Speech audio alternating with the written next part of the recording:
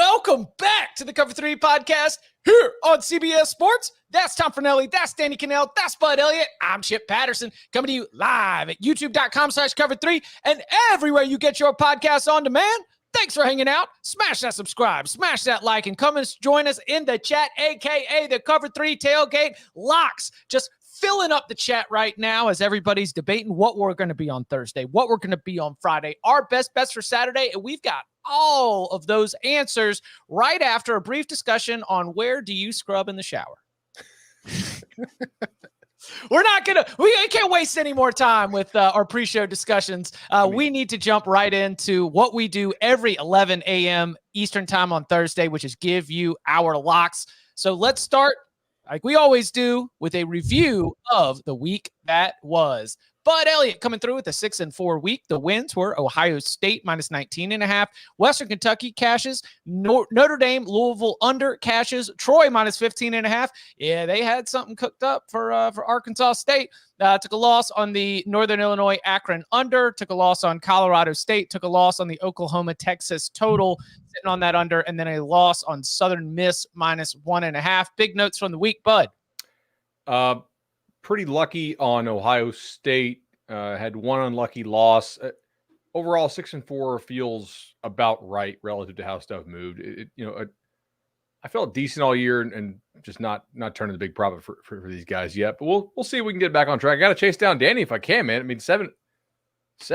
Holy smokes! Yeah, he's Danny. Day trading Danny is a wagon. He got the extra monitors, and all of a sudden, he's finding the value in the marketplace. 4-4 week for me. The wins were Iowa minus 2.5, Utah State plus 3, LSU team total over 35.5, and the Oklahoma first quarter plus 1.5. The well still provides, as it was tied at the end of 15 minutes. Took a loss on Notre Dame Louisville total. I was on the over. We didn't come close. Also, the Kentucky team total over. Again, not happening. UCLA team total over 31.5. And then Colorado minus 4. They win by 3. 4-4 for the week. Danny, as we mentioned, 7-3. The wins. Ohio State minus 19.5. Oklahoma State plus 12.5. They got it done outright for Danny Cannell. LSU minus 4.5. Back through the front door, I guess. Georgia minus 14.5. Kentucky, Georgia over. The 2-for-1 cashes on both. UCLA minus 3 and Maryland, Ohio State under cashes for you.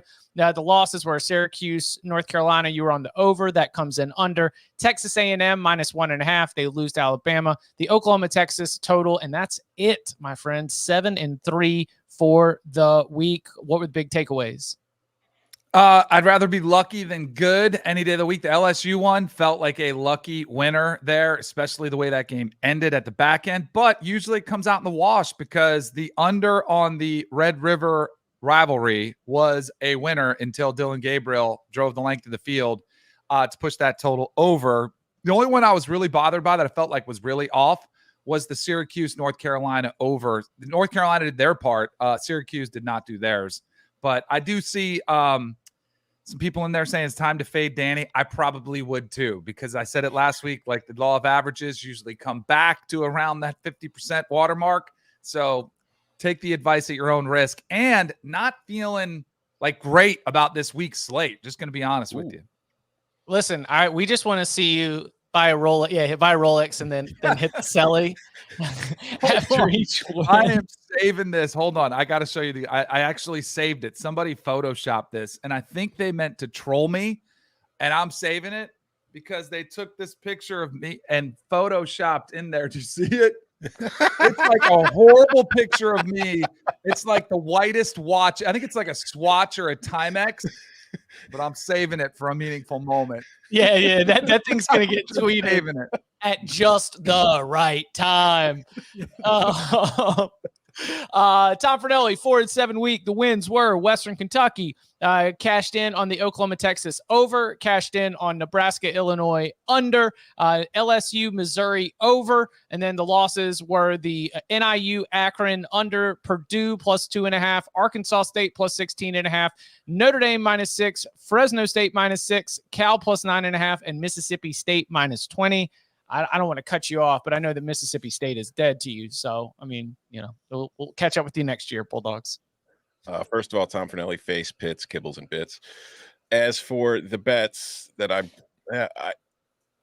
talked about Purdue on Monday's show. That's a win in my book. Chip, you luck boxed your way into the win there. Other than that, I don't really like. I was an idiot for backing Butch Jones. Plain and simple. Nothing to really say about that one other than you big dummy. You got what you deserved. The only one where I lost and I was shocked was the Northern Illinois Akron under, in that Northern Illinois put up a 50 burger on its own, which is not really something that's normally in Northern Illinois' bag. So sometimes you just got to tip your cap on that one. But yeah, not a great week. Right before I came down, wife looked me dead in the eye and said, I usually take your locks all season, but today I'm just going to bet Danny's picks. So. All right. You can't spell wagon without D-A-N-N-Y. Wait, so she made it personal? Yeah. Trademark, copyright. Yeah. All right. Well, let's put that behind us because we've got a week 7 on deck. So as you heard in the big game breakdowns, a lot that we weren't sure about some of the biggest games, but there's value on this board, and I am sure we're going to find it. So as we look ahead to week 7, I say, gentlemen, you ready to lock it up? I suppose.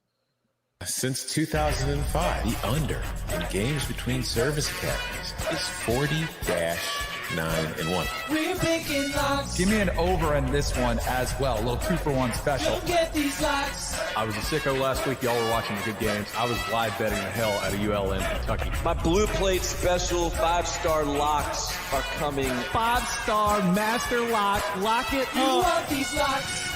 I'm living and dying every point, every cover.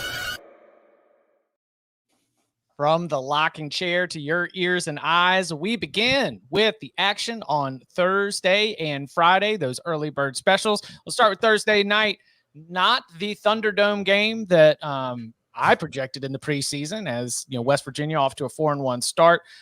Houston might be facing a little bit of pressure though for Dana Holgorsen. West Virginia, Houston. Also in some action, you've got SMU and ECU. Anybody got a Thursday night lock? I'm going to go ahead and take the over. In SMU ECU? Game. Yeah. Yeah. No. Oh, I'm sorry. No. Oh, in West Virginia, Houston. Okay. Yeah. I mean, look, if we're going to paint this as the anxiety bowl and that Dana needs to win this to avoid getting fired, I imagine he's going to go out swinging. And I don't know the exact updates on these, but I remember watching that West Virginia TCU game, which is the last time we saw the Mountaineers play. Mm-hmm. And how many times they have to bring the stretcher out for guys on this West Virginia defense? An awful lot. And then they had the bye week, and that was not a secondary that I had graded as particularly high. The Mountaineers have played Texas Tech when Baron Morton got hurt, right? They played Pitt with Jurkovec, so maybe not the best passing offense they've faced so far. They played Penn State and were admirable, but that was back when they had more of their starters there in the secondary. I'm probably missing a game that they've played, but I just kind of want a TCU, right? Who they did actually a decent job against. I think that both teams will throw it around a little more, and I like the over 49. My Twitter tip's the under, but I'm not fighting you, so take that for what it's worth. Man, I love these inside information into the Twitter tip of the day. Like, you need to actually invest in Tom Fornelli and the Cover 3 podcast if you want to look under the hood. You're just a little scanner on your phone. You don't get that good info. Come on. I'm just hot on under, so I'm riding the wave. Yeah, SMU going. I thought you were going to be talking about that second game of the night in Dowdy-Ficklin Stadium. Just the idea that things might get a little bit loose, but ECU doesn't have the players right now where I would feel confident. At some point, I'll buy back in on a young team that's getting a little bit more mature, but tonight is not the night. What about Friday night's action? Tulane, Memphis, Fresno State, Utah State, Colorado, Stanford. Anybody getting in on a Friday night play? Travis Hunter, anytime touchdown score? We sure he's playing? No, we're not sure.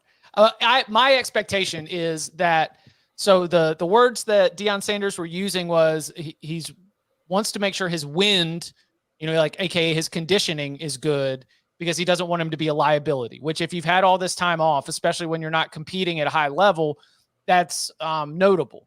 But my question is for Travis Hunter, even if you get 40 snaps out of him, aren't you improving your odds to win significantly, especially if in those 40 snaps, some of them are at the goal line on offense or defense in terms of what he's able to impact right there? So I think that he'll play. I just don't think he'll be playing anywhere close to the full workload that we saw before the injury. They do have the bye next, right? Correct. But this is must win. I know they're an 11.5 point favorite, but like, leave no doubt. Playing at home, Friday night, Stanford. God, I want to take the Cardinal. That would be personal. I don't want to be personal. I'm not touching it. That would get emotionally invested. I'm not doing it. My only thing with, like, I'm not betting it, but I lean towards Colorado because Stanford stinks. But if you look at Colorado's wins, they beat TCU by 3. They beat Colorado State by 8. They beat Arizona State by 3. They had the 22-point win over Nebraska, but Nebraska turned the ball over 7 times. Or not 7, but a lot of times. Maybe Stanford turns the ball over a lot, but it's hard for me to trust this Colorado team as a double-digit favorite against anybody. Same. Nobody wants a piece of Memphis plus 4.5 at home against Tulane? Not after watching how they defended the option against Navy. Yeah. All right. So with nothing else on Friday, and that's it. No Friday. Going into the weekend. Let's go. All right. Let's go ahead and flip the page to Saturday. Let's begin. The noon slate's kind of hilarious. We're not going to start with any of these, but you're looking at a situation where Georgia, Michigan, Ohio State, and Florida State and Alabama are favored by 31, 33, 19, 17, and 19. Ooh, somebody on upset alert? Who gets stunned? But I want to start with Oregon-Washington. It is the biggest game of the weekend, top 10 matchup, great rivalry there in the Pacific Northwest. Of course, we ran down all the different ways that we are excited about this game in Big Game Breakdown. Make sure you go and check that out if you haven't for more detailed X's and O's matchup specific. Washington favored by 3, over under of 66. Anybody got a lock? Ducks. Yeah, Ducks. All right. Yeah. You first? More complete football team. That was like when Danny said it during our breakdown, I was just like, yes, that is really simple when I look at this because it's a 50%. This game is going to come down to a missed kick or a turnover or something stupid that somebody does. And I think that when you need to get just enough stops to win the game, like I think the total's probably right. Like I run it through and I'm like 34-31, right? Or, something in that ballpark. I think that Oregon's defense has enough difference makers to get enough stops. And then the fact that you're looking at a Washington run defense that Will Stein might be able to exploit behind this really good offensive line, there's just a good opportunity to, at choice times in this ball game, try to settle things down, whether the crowd's going absolutely bananas, whether it looks like Penix is starting to get in a lot of rhythm and you want to be able to just sort of change the way the game is going. I think Oregon has more ways to do that. So I love being able to get some points here. So I will take the Ducks plus 3. Really the same idea, right? If you're betting Oregon, you need to take 3. If you're betting Washington, you probably just need to wait. This game is traded back and forth all week. I don't think there's any reason to take the 3. If it goes to 3.5, just, say, hey, I missed the best of the number and pass or bet it live. But I would anticipate this keeps getting traded back and forth. So maybe you'll get a 2.5 you can take if you want to lay it with the Huskies. So I agree with Chip. I think Oregon will not blitz a lot and they'll try to win in the red zone. I'll take the under. 67.5. Can I get that high? I'm using my on Spank odds. Let's see. We got on what? Whoa. $9.99 a month, but yes, there's a 67.5 out there. It's you doing that on a work computer? Right. Yeah, that is true. You do got to fire it up on the work computer and but it's the cost of doing business. Kind of along your guys' line of thinking, I do think Oregon's defense, You play to not give up the big play. You try to get some stops in the red zone. You know, if you can force them to field goals, that's a huge win. They're more balanced. I think they'll run the football. I lean your guys' side. It's just that whole Bo Nix on the road, but that is going back to where it was. A lot of those stats are from Auburn, where he didn't have as much talent around him. He's been really good recently. So I think you guys are on the right side. But I also just think you'll see Oregon's defense be able to slow down Washington's offense somewhat. Maybe it's Penix pressure. Maybe it stops in the red zone. But I think they'll get the stops they need. It's also, I just checked the forecast, and it's always rainy in Seattle, right? It's not the best climate anyway. So, and like they should be used to playing into it. But I'm curious to see what the weather looks like at game time. But sort of that big game under type, you know, hey, we're expecting the shootout. I like the under. Yeah, the respect the number, right? Because if you're just simply going like, how many points does Oregon average per game? How many points does Washington average per game? Why is that 12 points higher than the total here when you put them together? And it's like, because these are two really good teams. And when they're playing when stakes like this, you're not going to be having the same kind of offensive production that you do against Portland State and Hawaii. I get totally with you on that there. Tom, you got a lean here? I've got a play. Let's go. Yeah, I've got a lock. We've talked about Washington being a wagon.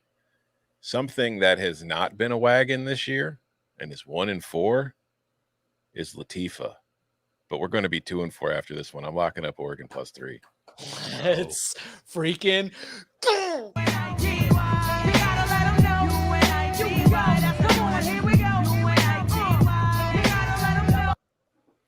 I mean, I love Washington. The fact that I don't think they're going to win this game does not change the fact that they are a wagon, because a wagon is not just about wins and losses. A wagon is about who you are. But yeah, as we've gone over a lot, this is, I said yesterday during the big game breakdown, I think of all the teams in the Pac-12 that Washington can face, this is their worst matchup by far, simply because of Oregon's interior offensive line going up against the interior of Washington's defensive front, which I think has been a weakness for them all season long. I think that will allow Oregon to kind of dictate and control the pace of the play to keep their offense off the field, which kind of plays to Danny's underplay. And I think this is going to be, no matter what the outcome is, I do expect it to be a close affair, whether it's a lower scoring or if it's just like a back and forth shootout. I don't really see either team pulling away by 2 scores and staying ahead by 2 scores. Like the other one's going to work their way back in. So I'm going to take the 3 points, but I also like Oregon's odds of winning too. Is this going to be trendy? Wait, Oregon? Yeah. No, I don't think so. I think it's going to be split. I think the money's evenly. I think it'll be pretty split. Like Washington playing at home, high-powered offense. Yeah. They'll get some attention as well. It's traded back and forth all week. I mean, like the people who like Washington will wait and take the 2.5s. People who like Oregon will take the 3s. What is it going to look like on all like the pregame shows when all the little logos pop up? Whoa, whoa, whoa, whoa. Just W-O-W-O-W-O or a woo. I don't watch them anymore. Man. I'm just too busy. A little bit of the Fox one. I don't watch the game day stuff. Yeah, of course not. I'm usually watching soccer, but there's no soccer this weekend. So I don't know. I'll probably just go for a walk or something. All right, listen, as everybody should, we'll be on CBS Sports HQ. We'll be watching it. We'll be putting together the best pregame coverage that you're going to get. So come on and check it out. Hang out with us. Dang right. 9 to 12:30, right? 11, 12:30, you know. Coming up on the other side, we continue rolling through some of the big games on Saturday. We're going to give you our leans and locks for Tennessee, Texas A&M, USC, Notre Dame, UNC, Miami, UCLA, Oregon State, and the rest of our Week 7 locks card next. Sports bettors, it is time to level up. What's up, everyone? I'm Mackenzie Brooks, host of the Sportsline Model Show, a new Sportsline YouTube show powered by the Projections and Insights team. We are giving you a new edge to sports betting by showing you behind the scenes of the Sportsline simulation and using it to answer your questions. Over the years, this team has cracked odds makers' codes and successfully replicated their lines. From there, we find out where books have moved lines artificially to target the public narrative, and we show you how to react to it. So join us every Tuesday for Q&A, value picks, fantasy analysis, and game breakdowns from the brains behind the Sportsline simulation. Come bring your questions and let's cash with the model.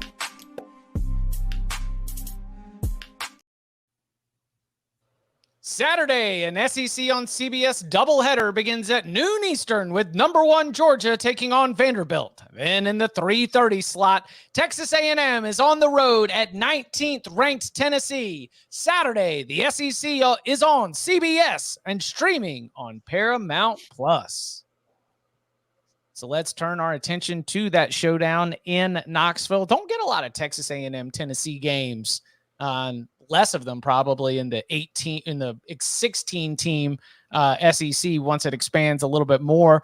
But what's our anticipation here? Anybody got a lock as we're looking at Tennessee, about a 3-point favorite, over under around 55? I do. All right, you go. Give me the under 55. It's going to be windy in Knoxville on Saturday with some rain in the forecast. But more than that, it's both of these teams stink at finishing drives. You get them in the red zone. We've talked about Joe Milton. He can hit the home runs. It's the intermediate stuff they struggle with. But I think defensively, Texas A&M can at least hold up against the run and maybe hold them to some field goals in those situations. And then A&M, I think, I don't know what specifically it is. I talked about it in the big game breakdown. They've been really bad on first and second down. They're putting themselves in a lot of third and longs. And it's just hard when you don't have an overly explosive offense, which, shocker of all shocks, I think they've been better this year, but they're still not great.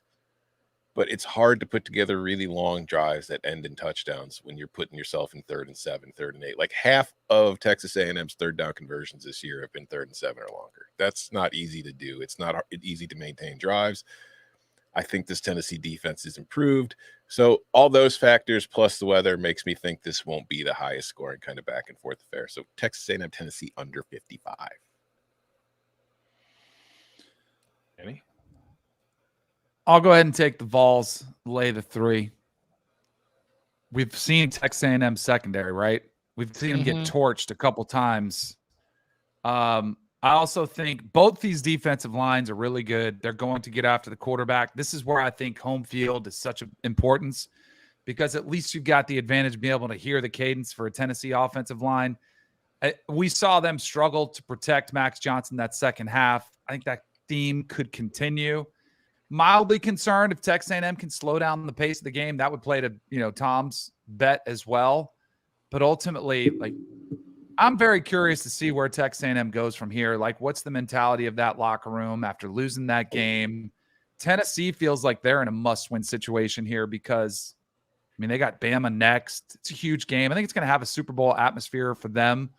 The Florida game throws me off a little bit, but again, that was on the road. I think this year more than ever with a lot of these even matchups, you're seeing how important home field advantage is. So give me the Vols.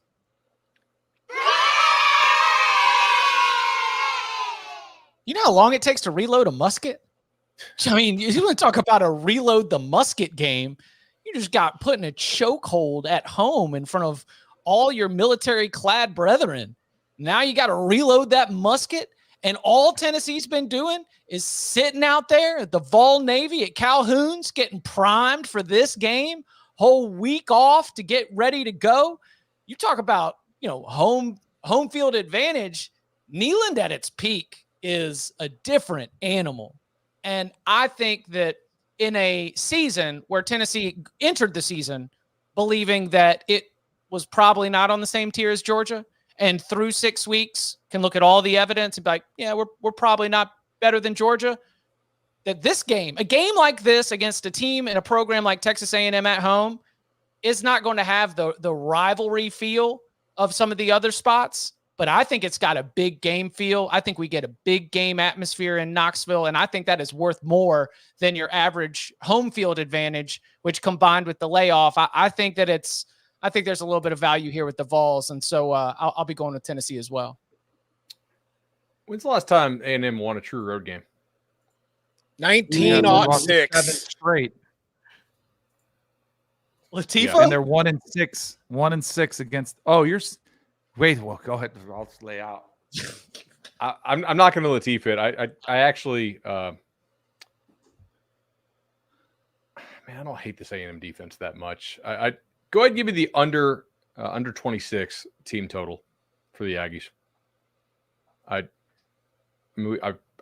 know if I trust Max Johnson to protect the football. I don't like Texas A&M's pass pro very much. And go and give me the under. I think the Vols defense is underrated. Mm-hmm. Which kind of works with everything you guys are betting, by the way. It is going to be a backs against the wall Super Bowl, like everything you would want from the SEC on CBS Game of the Week, which you could watch 3:30 p.m. Eastern Time on CBS or stream on Paramount Plus. Check out CBS Sports HQ for pregame, halftime, postgame coverage. Danny, in studio? Yeah. Well, yeah. In studio in Fort Lauderdale, HQ. Yeah, in studio for pregame, halftime. Then we passed to Stanford for postgame. All right, let's keep it rocking and rolling. Next game up, we've got USC, Notre Dame, South Bend. We want to talk about some conditions. Does anybody have a play given the weather that we're expecting in Notre Dame Stadium on Saturday night? As we're looking at it, Notre Dame with being a short favorite in this game, the 7:30 p.m. Eastern Time kickoff. You can watch it on NBC. Over under around 60. Anybody got to play? Under. Again, the weather is playing a part in this one because it is going to be wet and it's going to be even windier than it is in Knoxville for the A&M Tennessee game. It's also going to be cold, by the way, which is something you might want to consider if you're backing USC, because right now I think game time temp is supposed to be 45 degrees. Welcome to the Big Ten, Trojans. I know it's not a Big Ten game or a Big Ten opponent, but this is your future. Get used to it. But more than anything, USC's offense has been awesome all year, but we've seen Notre Dame's defense do a good job slowing down Ohio State, particularly at home earlier in the season. I think that you can't stop USC's offense, but Notre Dame can maybe do a better job than most of at least slowing it down. And on the other side, I talked about it in the breakdown on Wednesday's show. I think what Notre Dame should do is try to take advantage of that USC defense and be more aggressive. I think what Notre Dame will do is what it always does in these games and just try to slow things down, be conservative, hand the ball off, put together long drives. And I will respect the best way to stop USC's offense is to keep it on the sideline theory. I just don't think you can stop it. I think your best chance is just trying to outscore them. And I don't think Notre Dame's going to try that. So give me what's the best I can get here for 60 and a half. Yeah, USC and Notre Dame under 60 and a half. Yeah, I don't see any 61s. 60 and a half it is. I saw somebody at the Cover 3 tailgate was saying they got it at 63 and a half earlier in the week. If you got that number over a key number, that is nice. Yeah. These things do get bet earlier in the week based on the weather. And I'm starting to think, first of all, I definitely don't disagree with Tom's play, but I do kind of wonder, like, is there value in betting back against the certainty of the forecast? Right? Like, some of these are being bet early in the week as if this forecast, like, is the dead nuts for what the weekend will be. And, like, they're usually right, but they're not 100% correct. You know, and so if a total's moving like 4 or 5 points based on a Monday forecast, like, we better be damn sure we're getting like 18, 20, 22 mile an hour winds. Because if it's just like 13 and a little precip on artificial turf where the wetness doesn't really matter, then that's probably not a good reason for a line to be moving 4 or 5 points. You know, I want to talk to my turf guy, see if we can get a turf report. Oh, it's about knee high. Notre Dame is turf now, right? Yeah, another turf. Yeah, but it's knee high turf with like tire sized rubber pellets. You know, just to really slow the Trojans down. That's Notre Dame football right there. That's what you go. Anybody else got to play here? Some of these big games, I just don't have a great feel. I think under's the right side, but that USC defense is so scary. Like to Tom's point, even if their mentality is let's slow it down, like, it has been a sieve. They might just run the ball right through their defense too. I don't know. I'm just gonna stay away, sit back, and enjoy it. I also wonder too. So Notre Dame has their bye week next week. So there's sometimes, like, the week before the bye, coaches will dangle some carrots in front of you just to get you a little added motivation. Not that they need any more, but they might say, hey, and this was more in the NFL than in college, but normally you get 2 days off If you win this game, we'll give you that Friday, Saturday, Sunday off. We'll give you 3 days off. And nothing motivates any player at any level than off days. So I just wonder if Marcus Freeman's like, hey, you guys are banged up. One more, thing. So I don't kind of like the Irish here, but not enough to lay them. One thing that scares me a little bit is, USC hasn't played anybody.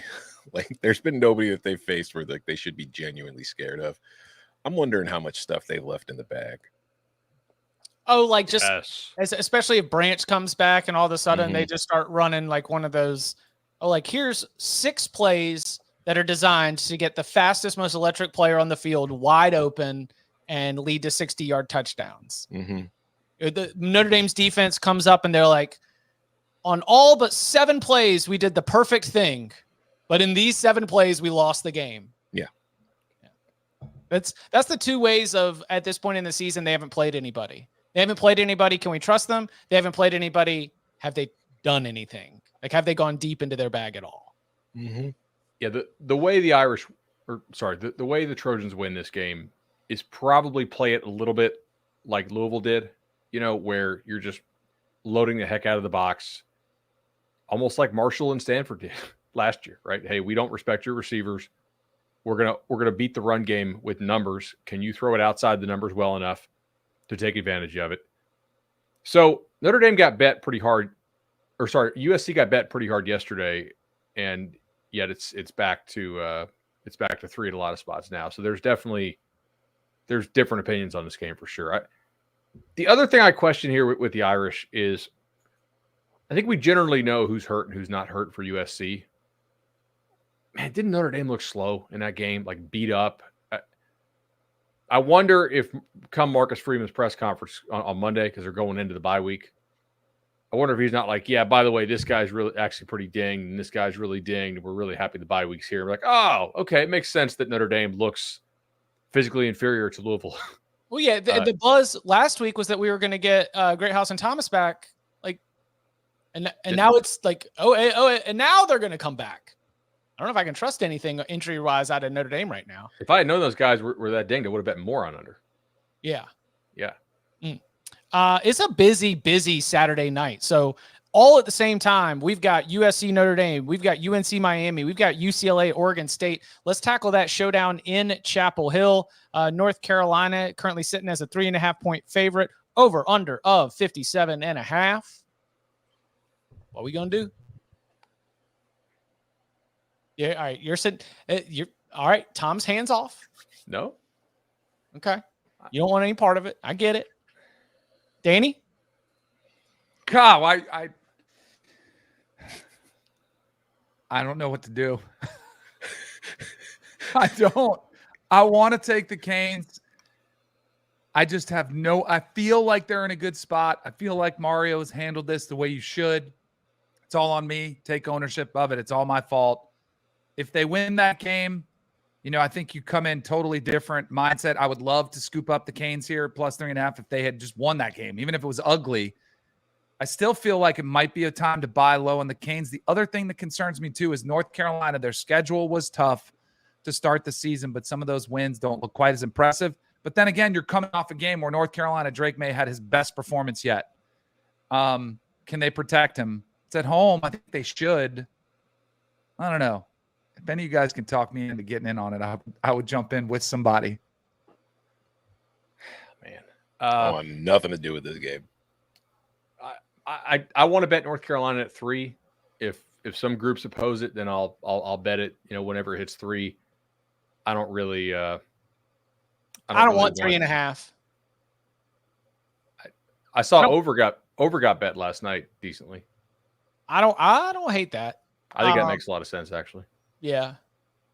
What's our yeah, because the reason why I said I don't want any part of that, I don't want to be sitting on 3.5 and watch Mac Brown start playing for a field goal. I mean, you were talking about in Big Game Breakdown, Mac Brown game managing upgrade over Mario Cristobal. But again, I do feel like they are both just different versions of negative, especially based on the way that the close Georgia Tech loss, the close Oregon loss, the close NC State loss. I don't know, just take the whole last 4 games of last season and maybe throw that in the under the microscope. So I think North Carolina wins this football game, but at 3.5, I'm not feeling good enough to lay a field goal and a hook on that one for sure. I don't trust anybody in this game. I don't trust the coaches. I don't trust the players. I don't trust a damn person involved with this matchup. I trust Drake May. I trust Drake May. That's the one player I trust. So you know what? In that case, what's our North Carolina team total? Ooh. Let's is 30.5. Yeah, let's go. North Carolina team total over. Chip had to pause there for a second. Then he's like, ooh, I was hoping it was more like 27.5. Tez Walker, another week of practice reps, get him more involved. You know, the playbook's starting to open up. I like it. Yeah. Yeah. Okay. So then also at the same time, over there in the Pac-12, we've got UCLA heading to Corvallis to play Oregon State. Oregon State has kind of recalibrated here over the last couple of weeks after what looked like to be a very strong start. Still just one loss on the season, coming to Washington State on the road. UCLA just one loss coming to Utah on the road. Something's got to give with these two teams. Who's going to stay in that top-ish tier in the Pac-12? What's our expectation? Anybody got a lock? What team totals are out there for Oregon State? Let's see here. So I'd be an under. Like the only team that sounds 28.5, pretty much painted across the board. Oregon State team total under 28.5. Lock it up. Again, this is a very, very good UCLA defense that I don't think. I think those like us are aware of it, but I think the casual fan probably doesn't see much of UCLA. But this team defensively, you think Chip Kelly, you think offense. The truth is this team is winning games with its defense. It's particularly good at getting after the quarterback. It's particularly good at stopping the run. And when I think of what Oregon State is going to try to do in this game, I think it plays more into UCLA's hands defensively than Oregon State would want it to. But I don't want to take the game under because I still think this one could get a little crazy. It's just even if Oregon State wins or loses, I think they're more likely to score fewer than 28 points. So that's where I'm going. I'll go full game under. Yeah, I'll go ahead and take the full game under on this one. You know, you mentioned that. Yeah, I mean, it's Dante Moore in Corvallis. Yeah, it's 54.5 out there. Yeah, right, cool. Under 54.5. I mean, it's a freshman quarterback in Corvallis. And they are, 14-1 at home since the start of last year, 14-1 against the spread since the start of last year. And, you know, I understand that UCLA's offense is better than Utah's offense, but it was a similar situation. Inexperienced quarterback going into Corvallis. Oregon State won that game 21-7, put the absolute clamps on them. And while Oregon State's defense just allowed way too many yards and points just last week, I'm not expecting that a UCLA offense that has not looked very impressive is going to be able to do it in this road spot. So a lot of what Tom's saying about confidence in UCLA's defense, the fact that I think that Oregon State's going to be trying to run the football anyway, and Dante Moore in Corvallis has me leaning towards the full game under. So Jim Nagy. Thing. Oh, there you go. DJ's coming off his best game, you know, like mildly worried through 5 touchdown passes against Cal. But I think that's kind of what we've seen from DJ throughout his career. Like when you've had games that are a little bit more of a stat patter against weaker opponents, that's when he plays well. Against the better defenses, doesn't. For all the reasons you mentioned, UCLA, worried about them putting up points. I just think this is going to be a slugfest. So I like that under. Just FYI, I'm letting you guys know that there's 29.5 available at DraftKings. So that's where I'm going. Ooh. It's regular juice. So capture the key number of 29. No, just kidding. But I'm just trying to give myself every little advantage I can get here. Not? I understand it, man. Buddy, you getting in on it? I want to take I'm going to agree with Tom, actually. So Jim Nagy, who runs the Senior Bowl, put out his all midseason Senior Bowl team. And I don't know how to say this kid's name. It's Fagawa, whatever it is. I'm probably Fagawing it up, honestly. But I do know he's damn good. Their right tackle. He got hurt against Cal late in that game. I was going through doing the rewatch stuff on Sunday. I mean, I don't know how good Oregon State's backup linemen are, mean, if you lose a guy who's first team all Senior Bowl, that would matter to me when you have to block a bunch of UCLA guys who I think are also going to be playing in that Senior Bowl. So go ahead and give me that Oregon State team total under. Let's go. Play the children, Chip. Woo! I don't know that he's out, by the way.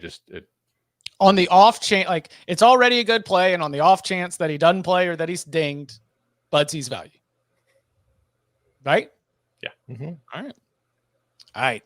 That's only like a small sampling of what we've got for our entire Week 7 card.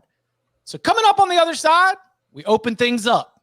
The rest, any game goes for Saturday, our locks for Week 7, plus our money line sprinkles. Next.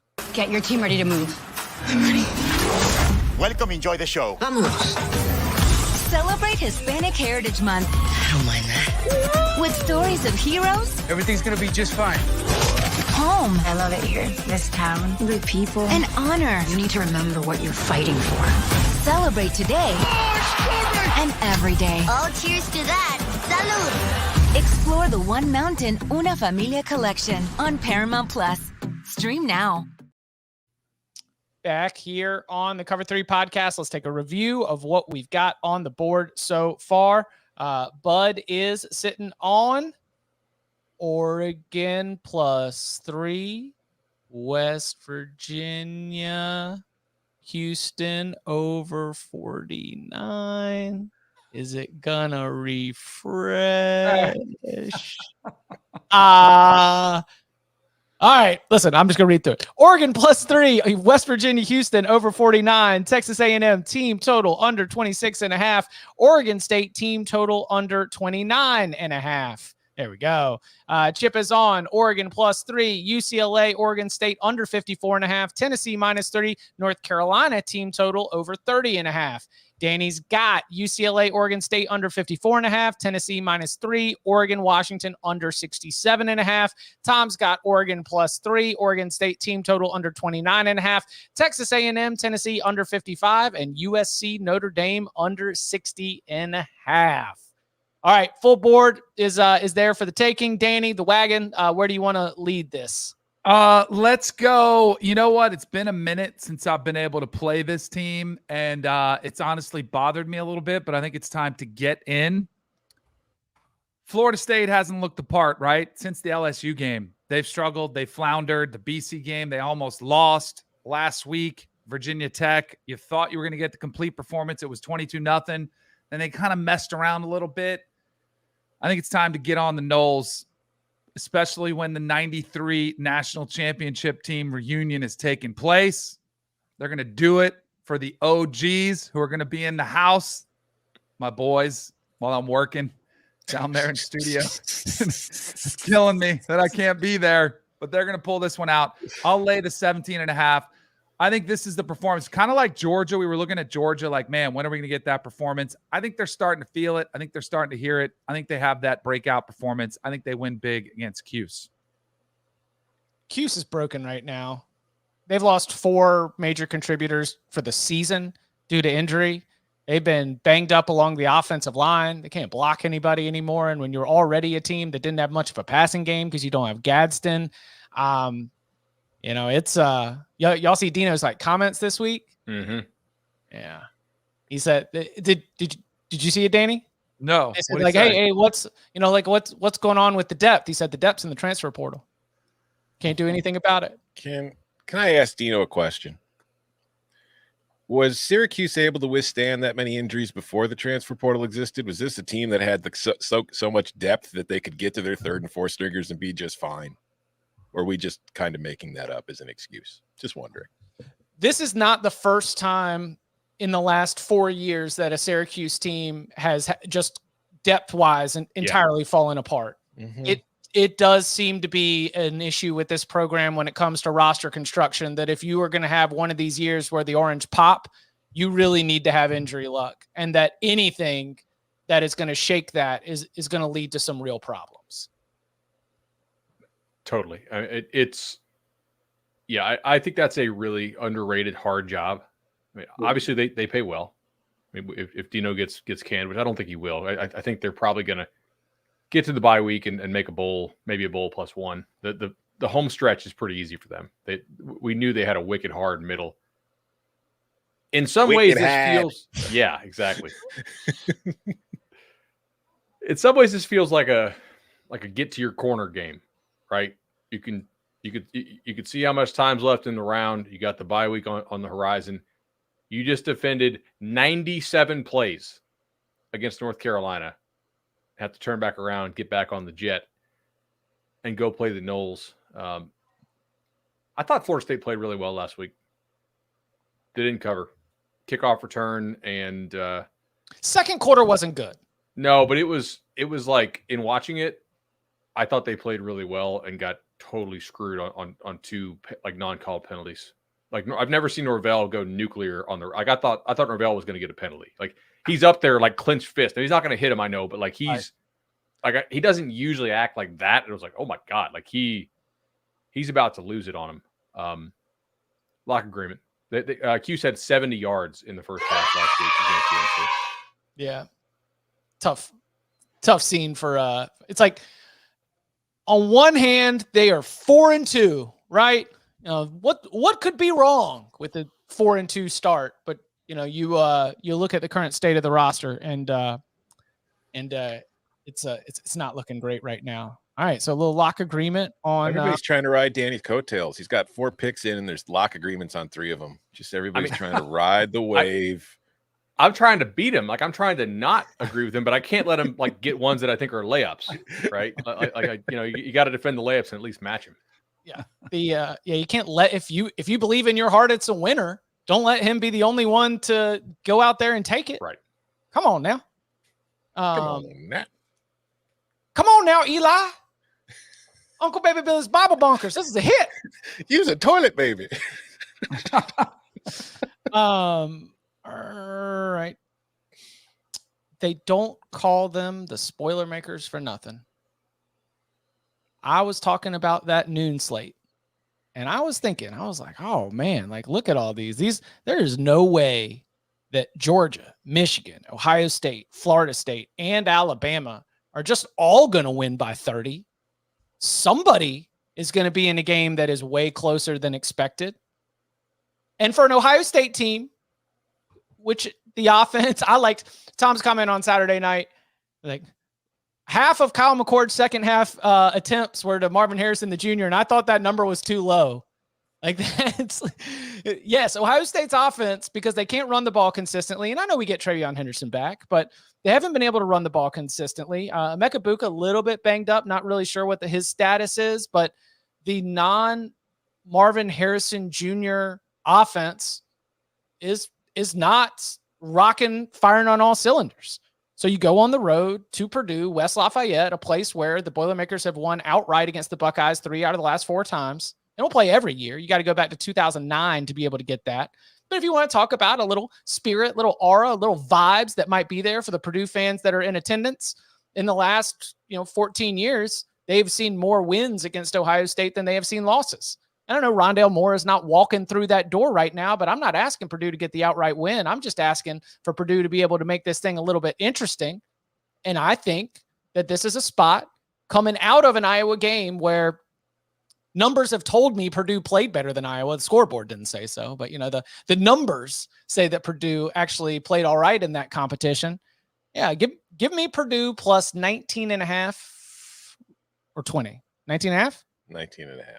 Give me Purdue plus 19.5 against Ohio State to put a little scare in Ohio State. It might not even be a scare. I just don't see the Buckeye of all these teams in the noon slate. If I'm picking one team that is going to maybe find it a little bit difficult, I agree. It's not going to be Florida State. I definitely don't think it's going to be Michigan. And I don't think it's going to be Georgia. I think it's Ohio State getting everybody to ask for a Peacock login, scrambling at 2 p.m. Eastern time, trying to figure out what's going on. So, yeah, let's go Purdue plus 19.5. Good luck to you, sir. Just don't know if I like that very much. I thought about under. Purdue lost their right tackle. And the backup got worked by Iowa. I don't know. I could see it. I mean, Ohio State didn't score an offensive touchdown last week till the third quarter. Mm-hmm. For me, this matchup, like Purdue's defense is getting better, but they still play a ton of man.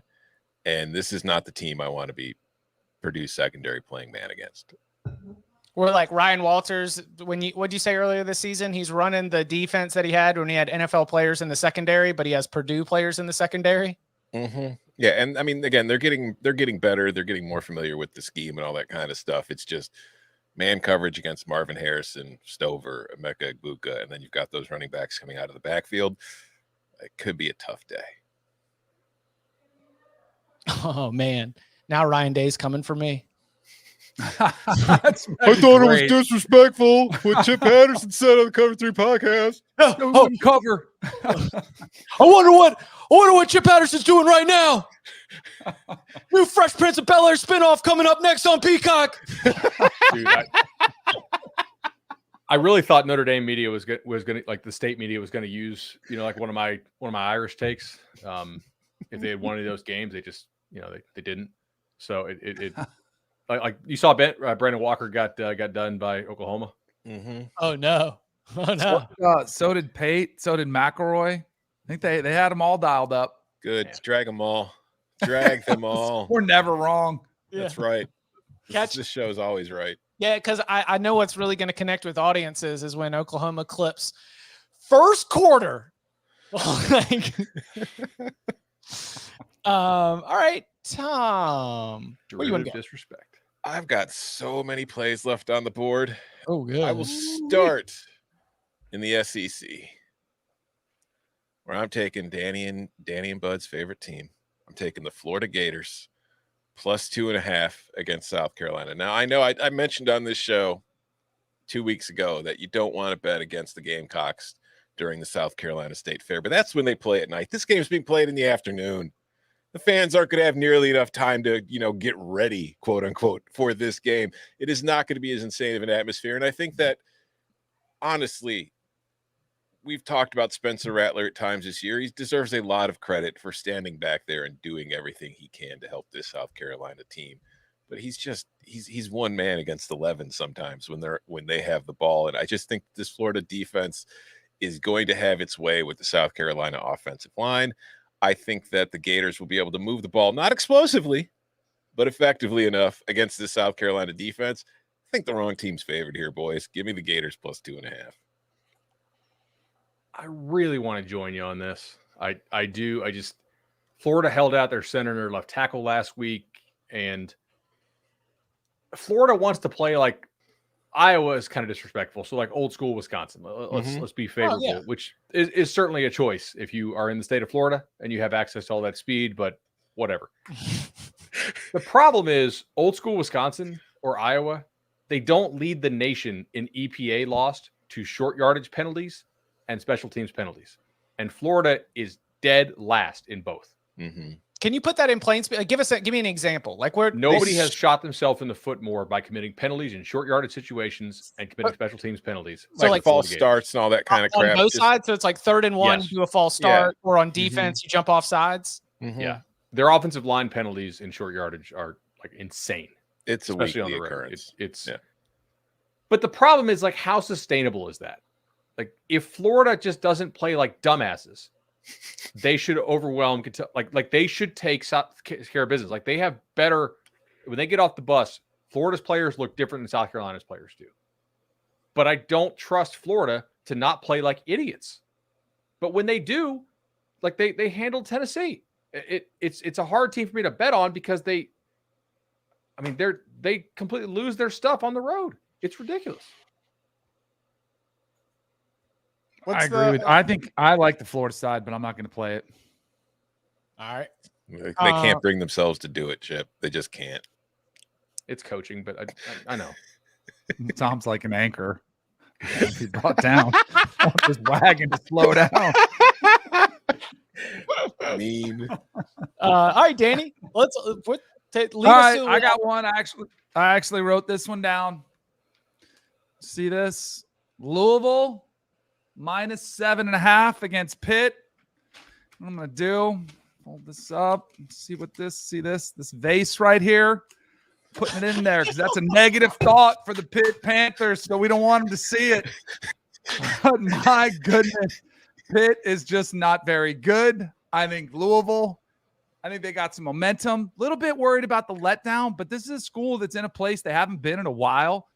I think they carry the momentum from the Notre Dame win, and Pitt is just in a bad space. Like, do I have to be worried that Phil Jurkovic's going to be running over the middle and catch a big touchdown pass at tight end? I don't think so. They're making the switch. When you make a quarterback switch like this, I know it's the bye week. I'm not sold on Pitt. So as much as I hate to do it, I'd add to Pitt Panther. Hail to Pitt. This ain't personal. It's business.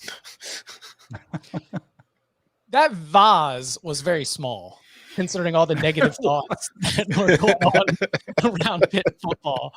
And it was like very much in the center of the hallway where I was worried that if anybody, I don't know, any of your 6'5", 330-pound linemen bumped into it, that thing was going to topple over and get smashed.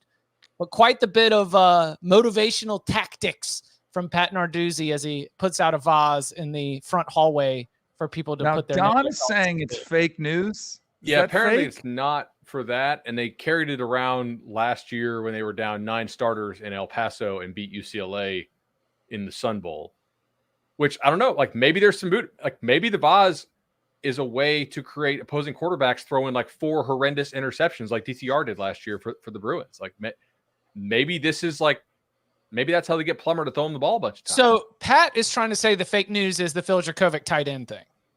Oh, I thought he was saying the vase is also not for that. I have flowers in mine. I don't. So the tight end thing is the fake news. In any case, all this makes me like Louisville that much better. Go ahead. The tight end thing, he said that Phil Jurkovic will not be playing tight end. We're making the change because we needed a spark. And spark is every coach's word when. I've dreaded the spark. I've been on both sides of the spark. Yeah. It's because you know what it means, right? It means you suck and you're getting right. Yeah, it means you're lifeless. You need a spark. All right. Let's see. I got this one can be pretty simple. Virginia Tech had to go up against Florida State. You know, we mentioned how that game went. It was tough, man. Virginia Tech really, they didn't pour everything out, but they definitely brought a lot of energy. Wake Forest, man, they got really close. You know, they really, like, they had a performance against Clemson, you know, where you got to be proud that you even put yourself in a position to be that close. And Virginia Tech and Wake Forest are playing each other. So after Wake Forest had to go up against the defensive line of Clemson, and after Virginia Tech had to make that trip down to Tallahassee and take a little double-digit butt whooping, we got ourselves a double body blow first half under. Virginia Tech, Wake Forest, first half under 23.5. That's pretty smart. I like that. All right, who wants it? I got one. What you got? Somebody in the chat actually asked Bud about Buffalo, the Bulls. Buffalo's schedule. So now I got an inside track here. You want inside information? My boy Kevin Carter, who we do the stuff in New York, his son Zion's a tight end for Buffalo. So we watch a lot of Buffalo Bulls. Bowling Green has been spanked a little bit this year. I know they had the win against Georgia Tech. That was the one Bud said, did they have the plays? Did they have the signals? Did they have the playbook maybe? I don't think they have it against Buffalo. Buffalo's caught a couple wins back to back. I think they continue it. So I will lay the 3.5 with Buffalo against Bowling Green. Okay, it's time for sicko mode. Oh, yeah. It's time for sicko mode. Let's go. I'm a little bit lower on some of the teams in the bottom of the Sun Belt. If things go wrong, they could be like UMass UConn. That's kind of like sicko mode of a sicko mode.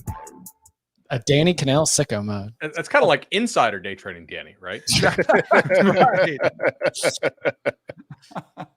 Yo, he's got 2 SECs on his ass. Yes. All That's awesome. It's very, very good stuff. But do you have any sicko? Like while we're sitting here in a sicko mode. I guess Virginia Tech first half under is a little sick too. I mean, this is a gas mask portion of the podcast. That is pretty sick.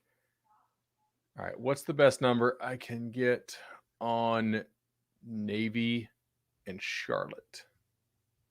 All right, 43.5 looks like. All right, so I kind of like Navy's defense when they're not being spread out.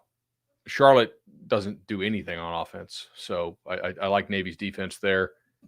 I like Charlotte's front seven an awful lot. They seem to have like real for the G5 like real bodies who could take advantage there. They're coming off a bye week, so you've had 2 weeks to rep the option.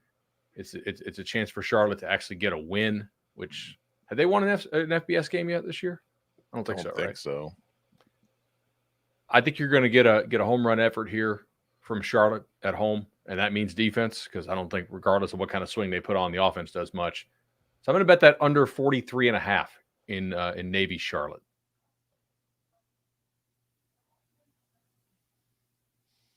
Whew. That's a football game.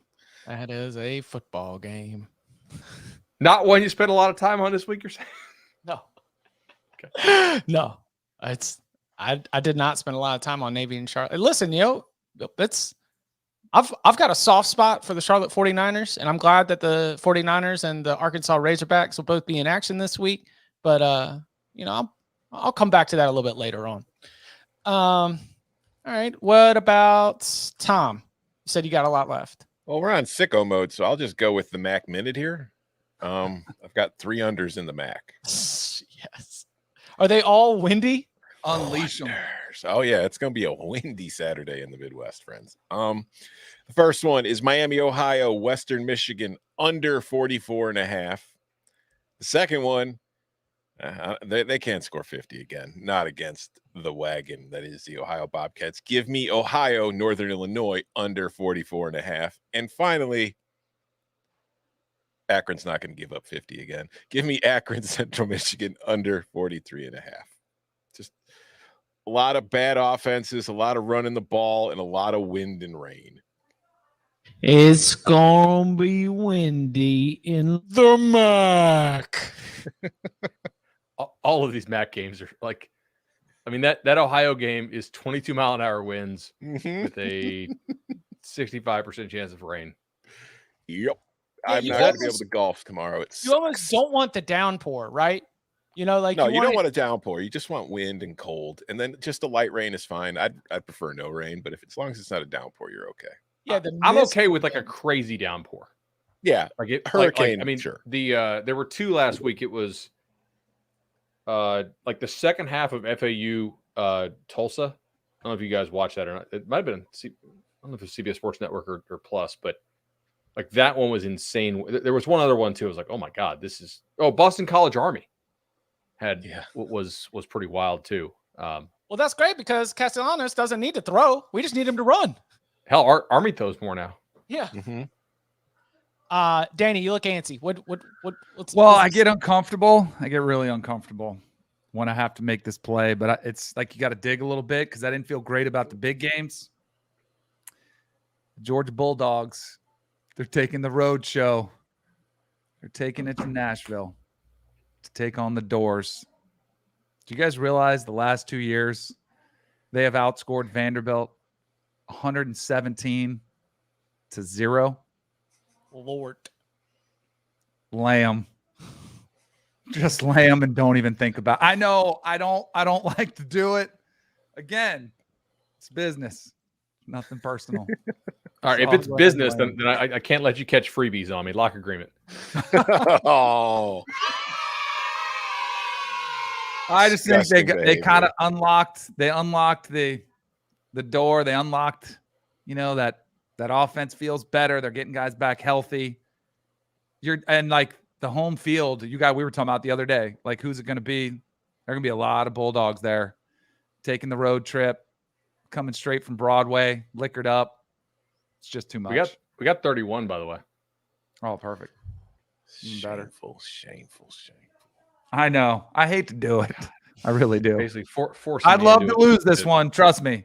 But if I lose it, let's get the upset of the year while you're Yeah. at it. You know, I don't like this. Give me Vandy plus 31.5. Screw Oh, fighting it. Fight. I'm not going to sit by and let this happen. Not to my friends. There is a money line out there. If you want to do that for sprinkles, we got a little 55-1 action. I might. It's probably If is the there a Doors- UMass money line this week? If the Doors do it, I bet Barton joins us. Oh, yeah. God, you kidding me? They better bring back the sound in the hype video too. Dang it. Me and Bud, they better bring it back. Dude. Yeah. I mean, While we're sitting there in the UMass 300-1. while we're sitting there in that noon slate, I would like to get Michigan team total over 39.5. I just think they're in body bag mode right now. You know, they did their exchange program. You know, they went and backpacked across Lincoln, made their way through Minneapolis and St. Paul. Now they've returned home, and they are a fully functioning national championship contender. They're done with the preseason. They're done with practice. Now it is about ramping up for the very few tough games on the schedule. I kind of think they're in, put you in a stranglehold mode. And on the Indiana side, which, feisty defensive front. But they are coming out of the off week, and I wonder if there is going to be a point where we put Indiana on watch, right? Like where everybody. Keyword?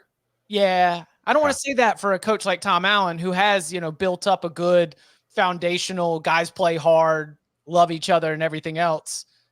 But man, there are better things to be doing with your Saturday than going and getting your ass kicked in the big house. So the one thing that they're good at is defense. We'll see if they come out, and we should know by the end of the first quarter whether or not I'm going to be able to get to 39.5. But I expect Michigan will score on its first drive, have a couple more first half scores, and they'll finish with a 40 on the board. So yeah, give me Michigan team total over 39.5. I want to hear some drill. All right, here we go. Ole Miss is a bye week this week. So the dentist has a pick on a team that has played Ole Miss. Trying to decide if Ole Miss offense is that much better with Trey Harrison pre-scoring healthy or if LSU's defense is just that bad. Probably a little of both. And obviously that game could have gone either way.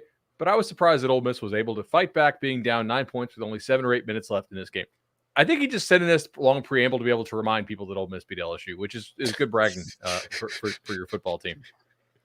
It definitely seems to have given them some confidence going into the home game against Arkansas. And I know Arkansas lost 3 in a row, but I still think there's not much separation between Ole Miss, LSU, and Arkansas. Ole Miss definitely looked better with receiver and tight end back healthy and should beat Arkansas at home, but 11.5 is a lot. That's last week's pick. Okay, great. So I'm the one I forgot to read. What did he have? He had Arkansas team total over 26.5. That lost. But he also had Arkansas plus 11.5 retroactively. All right. Not going to count it. Not going to count agreed. That's on me for forgetting to read it. Also, I mean, that's pretty epically bad that I read last week's pick today. I was getting kind of confused there for a second. Yes. I was like, wait, what? Is he like? Yeah. He said, I'm going to keep riding this train until it derails. LSU team total over 36.5 and Auburn-LSU game over 60.5. I mean, as somebody who's been just cashing LSU team total tickets over and over again, no hate from me. But I only fear with the game total this week, because I didn't lock it up, is just I don't know if Auburn is the team that can take advantage of LSU's defense. I like where your head's at. That's why I am going to go Auburn team total under. Mm-hmm. It's too high. Yeah. I also wanted to look at Auburn plus 11 with the idea is like LSU's going to be playing in 1-score games the rest of the season, but the aforementioned Auburn offensive structure, sort of who they got out there, what they do. I don't want to be having confidence in that. Certainly not in a place with like locks. I want to respect the platform here. 24, by the way. Under 24. Yeah, there's 26.5, but it's crazy juice. I'm not going to give that out. Glad we got a word on that one. That was one of the. All right, anybody can get a play on Iowa, Wisconsin? Thank you. I mean, how dare we just come on, Thomas? Yes. Duh. Iowa, Wisconsin under 34.5. This ain't even about the weather, because as far as I know, the weather there is not going to be all that different or it's not going to be all that exceptional. But come on. Deacon Hill's going to be throwing helicopter passes. Nobody's going to be within 10 yards of him. Although, I don't know if you saw the quote. I can't remember who it was from. I think it was Eric All or somebody else on the Iowa offense. They asked him about his accuracy. They were saying this week in practice, he's been hitting his targets. They didn't say what the targets were. And then I do think defensively, Iowa's going to be able to slow down Wisconsin, because, I mean, Wisconsin is just better Iowa for the most part. It's Iowa in the spread is really what Wisconsin has been this year. So Iowa, Wisconsin under 34.5. I saw this stat. Let the children sing, by the way. Oh, yes.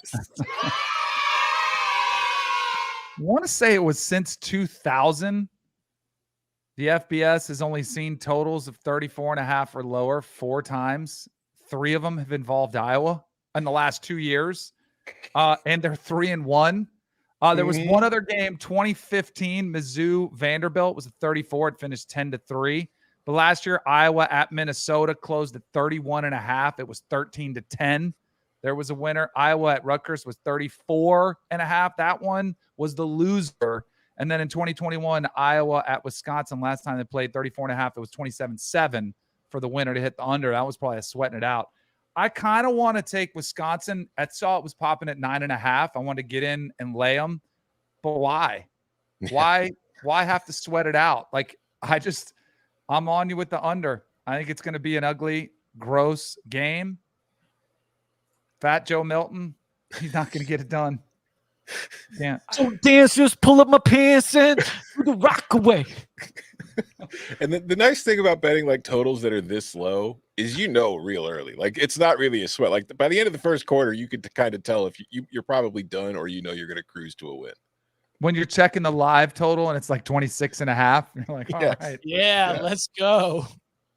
Yeah, this is I So like did that. I, Joey. So did only I. a guy from a Midwest city would describe 20.8 mile an hour winds and 50% chance of rain as not that bad.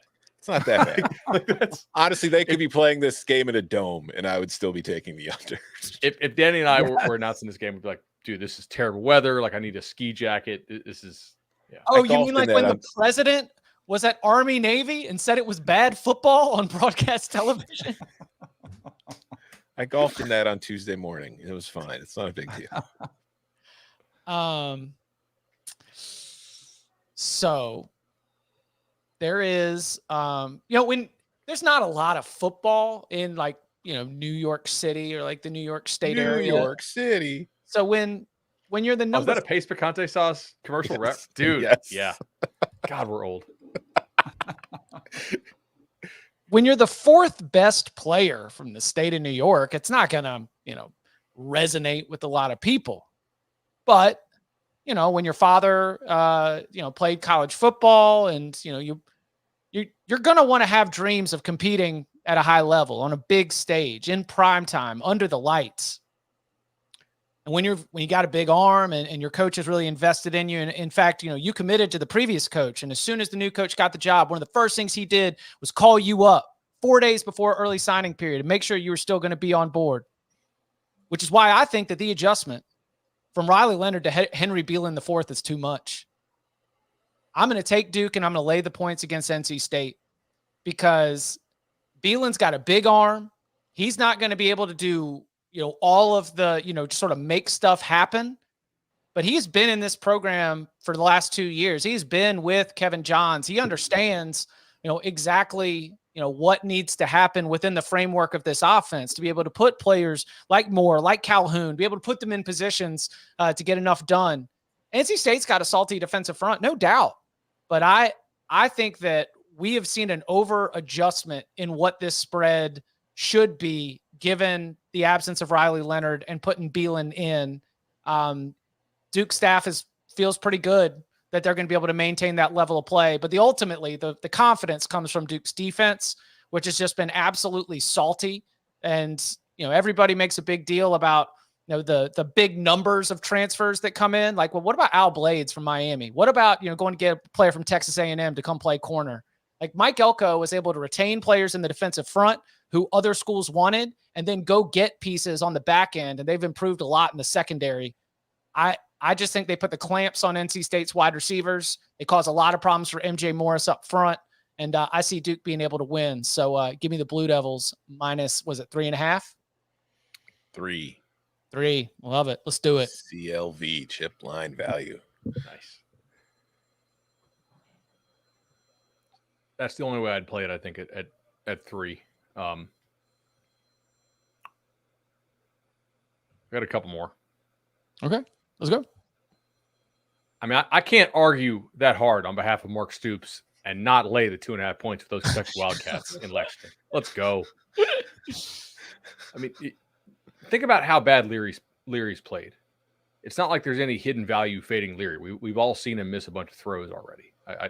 I think this is kind of the bottom of the market on Kentucky, and I'll go ahead and buy and lay it 2.5. Nasty weather game, a lot of running from the Wildcats. Good front seven there.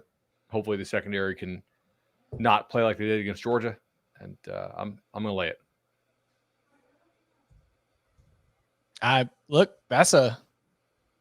That'd be a big course correction from we're about to beat LSU to losing 2 straight for the Alpha Nerd right there. Do you know who else needs this? Maybe in a bad way, is Georgia. So that Kentucky is still going to be a nonsense number 23 team in the final college football playoff rankings? Correct, because the odds that Tennessee finishes with like 4 losses are pretty high. And Missouri has a tougher West draw, I think, right? So does Missouri still get Bama? No, I don't think so. So Missouri has to go South Carolina, at Georgia, Tennessee, Florida, at Arkansas. So Missouri could finish ranked in theory. But, yeah, there is certainly a scenario in which Georgia has 0 ranked wins at the end of the year, if, pre-SEC title game. Anybody going to make a play on the Mountain West Showdown out on CBS Sports Network, 7 p.m. Eastern Time kickoff? Air Force and Wyoming, 5-0 Air Force against 5-1 Wyoming. The Falcons Air have been Force is a wagon. A wagon with wings. Can't just be throwing that out there. 10.5 point favorites, over under of 41.5. Oh, we're using the wagon term. I really can't wait to watch this game. It is difficult for me to trust Air Force as a double-digit favorite against Wyoming. That said, I'm not exactly rushing to bet Wyoming either. So I really, really want to watch it. I've got no play on it. Air Force team total over. Ooh, what are you getting it at? Was it 27, right? Let's take a look. What game number is that? At 7 p.m. Eastern Time on CBS Sports Network. 181, 182. 81, 82. Okay. And that is the home team total. I got 26.5. 26.5. I'll take it. Wyoming can be a little bit loose with the ball. Let me say we might get some short. We got a decent chance of getting some short fields here. And Falcons defense has been tremendous. Their field position is usually very good. And they've kind of got an excellence of execution thing going on that definitely fits with the overall brand of the Troy Calhoun program. 10.5 feels like too many daggum points, but especially coming out of the off week, I do think Air Force has a very good effort, especially playing at home. Got another Mountain West play. Let's go. Let's go. UNLV -9 on the road against Nevada. Nevada stinks. UNLV, I think, is going to be able to run the ball pretty much at will against this defense, and I think they're going to control the game. So give me the running Rebels, putting the running -9. Related play for me in that, under 54. Rivalry game under? Yeah. rivalry game, a lot of running. Nevada off a bye, so they should rep this offense a lot. Yeah. All right. I think I'm tapped out till Moneyline Sprinkles. I've got 2 more. All right. Let's hear them. Give me BYU +6 at the Chandler Morris list TCU Horned Frogs. Who says that TCU should be favored? It's kind of the principle in this. Like, I don't have BYU has not been great this year. Especially, I don't like it on the road in the day. I love BYU at night at home, but just, yeah, TCU going to their backup QB. It's hard to trust that team favored by nearly a touchdown. So give me BYU +6. And then finally, I mean, there's a lot of wind out there, boys, and there's a lot of games being played in that wind.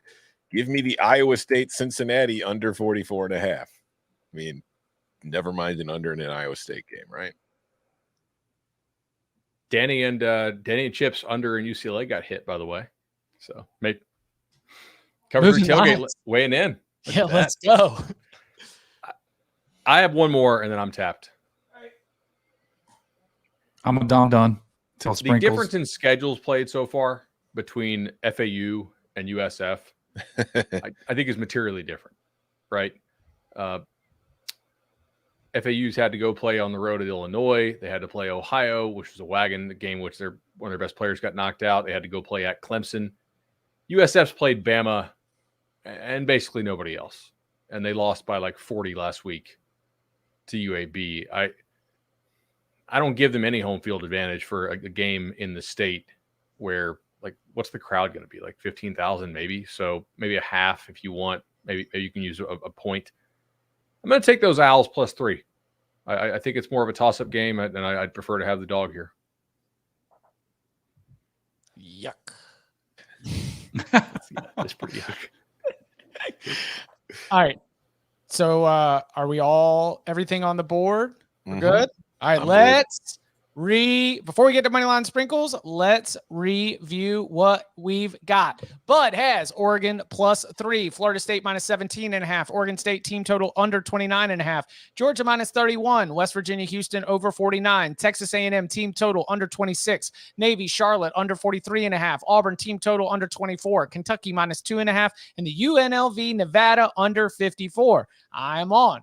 Oregon +3, UCLA-Oregon State under 54.5, Tennessee -3, North Carolina team total over 30.5, Purdue +19.5, Wake Forest, Virginia Tech first half under 23.5, Michigan team total over 39.5, Duke -3, Air Force team total over 27. Come on, let's get that 26.5 in there. Danny's has Iowa, Wisconsin under 34.5, Florida State -17.5, UCLA, Oregon State under 54.5, Tennessee -3, Georgia -31, Oregon, Washington under 67.5, Louisville -7.5, Buffalo -4. And Tom's loading it up.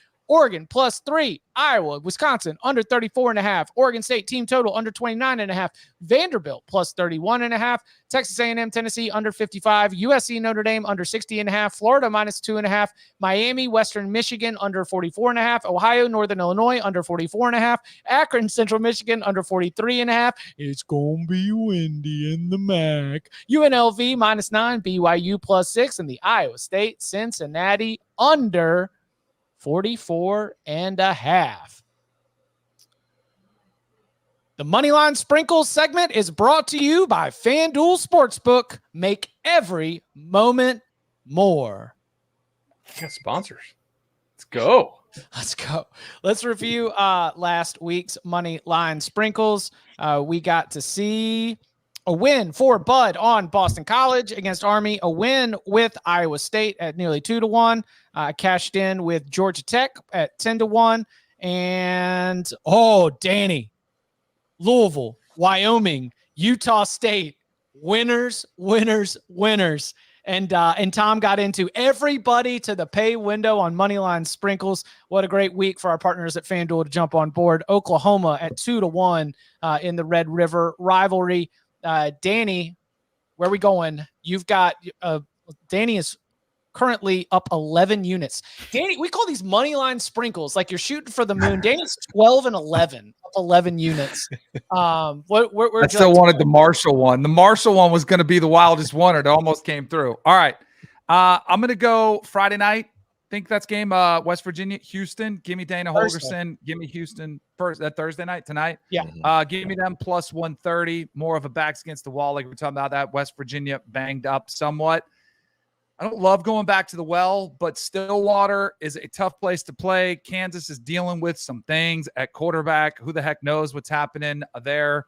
I also think Oklahoma State figuring out their quarterback and sticking with him and Alan Bowman, I think, is the difference. So give me Oklahoma State plus 132. The other one, I was thinking about Mizzou, but I'm going to stay away from it because of what Bud said about the weather. I don't know if they're going to be able to run the ball against Kentucky, so I'll stay away from that one. But give me UCLA instead. No trust in DJU. Low-scoring game, one possession. I think UCLA's defense and run game can get it done. And then last one, swing for the fences. Bud mentioned it a minute ago. UAB. This is where some of the stuff comes from. I talked to Delfer on my radio show yesterday. I love what he's doing. They've been getting things going. Jacob Zeno is completing 75% of his passes. YOLO at UTSA. Give me UAB to win the game outright. Plus 285. The Moneyline Sprinkle King has spoken. So even though I'm just 3-14 on the season for sprinkles, got myself in second place overall on the units. Thank you, Georgia Tech Yellow Jacket. We begin with a situation where the Chipolitics say this thing is a toss-up. I think that there's a lot of value on Iowa State, who is trusting Emory Jones in that position, and where Iowa State is starting to circle things in the other direction. So give me Iowa State. I believe we get plus 175. And as I cashed in on a wouldn't it be hilarious, Pitt Panthers plus 260.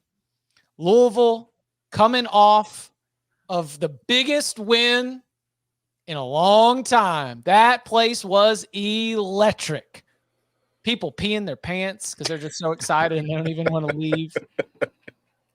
Just soaking it all in. And I wonder if this is just the kind of game where Pitt just wrecks some dreams. We spent all week talking about the tiebreakers if Louisville, Florida State, and North Carolina all end up undefeated. Yep, Cards going on the road too. Yeah, that Nard Dog special. Pitt money line. Yeah. Let's go.